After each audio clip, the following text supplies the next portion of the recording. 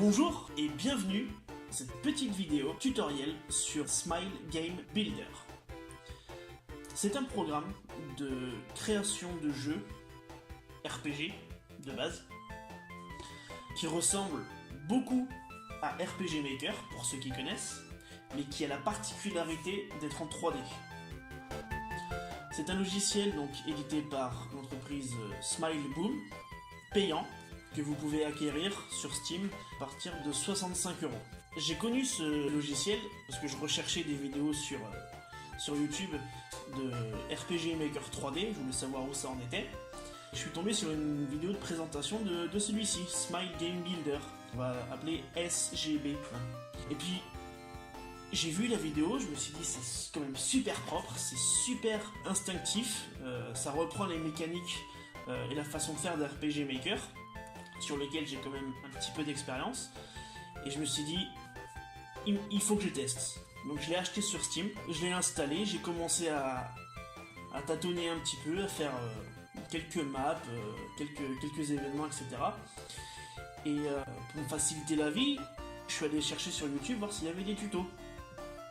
Il y en a, un petit peu, en anglais surtout, enfin que en anglais en fait. Je me suis dit c'est quand même dommage de ne pas en avoir en français, puisqu'il n'y en a pas, c'est moi qui vais les faire.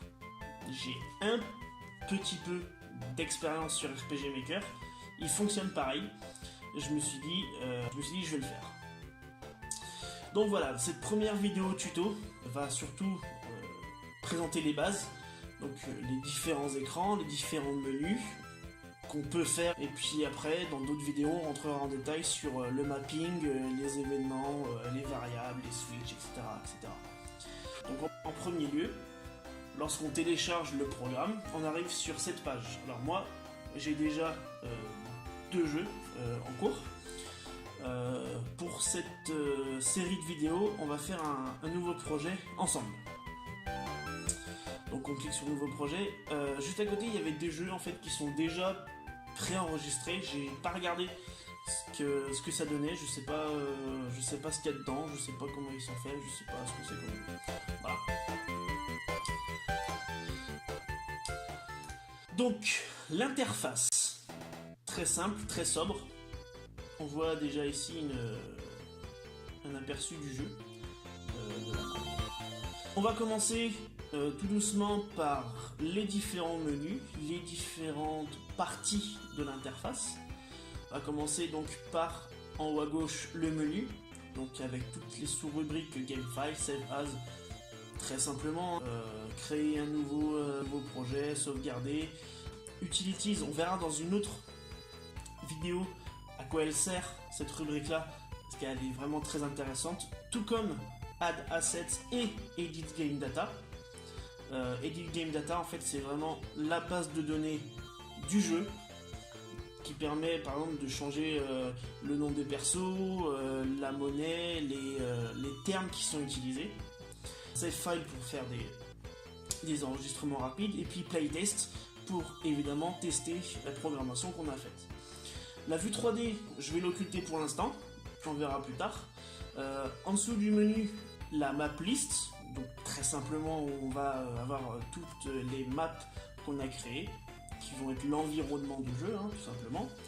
À droite, les différents tilesets, si on reprend les termes d'RPG Maker, les différents tilesets de mapping, avec les différents environnements que l'on peut créer. Cette partie-là est donc divisée en 3 gros onglets, donc terrain, objet et événements. Alors comme vous pouvez le voir, le programme est totalement en anglais.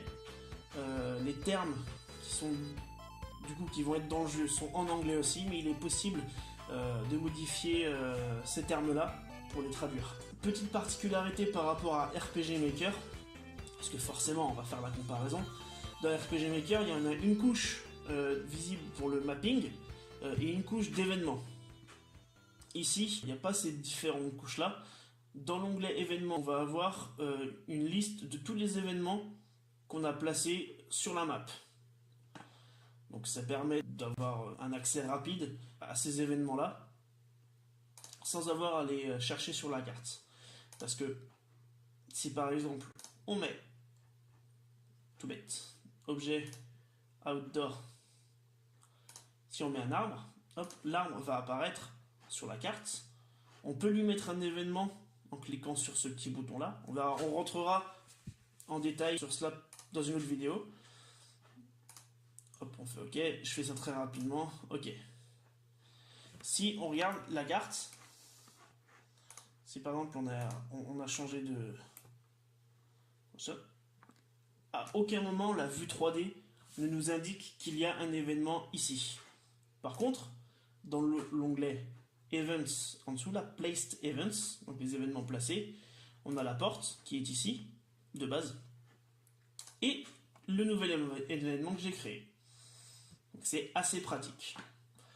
Le système d'RPG Maker est très bien, le système de SGB est très bien aussi. Voilà. À côté de tout cela, on a donc nos différents outils, donc le crayon, le pot de peinture, etc., etc. Le seul petit bémol par rapport à RPG Maker, c'est qu'il n'y a pas l'outil rectangle. C'est-à-dire que si on doit couvrir une grande zone avec des arbres, par exemple, on est obligé de les placer un par un. C'est un petit peu pénible, mais bon, ça se fait. Cette petite fenêtre indique le niveau de zoom que l'on effectue sur la carte, sur la vue 3D. C'est à mon sens pas super utile, parce que à moins d'avoir des cartes de 256 cases par 256, on sait où on est, quoi. On sait si on doit zoomer ou dézoomer, on sait où on est sur la map. Donc pour moi, c'est pas super utile. Je la masque. Ici, on a les boutons relatifs à la caméra.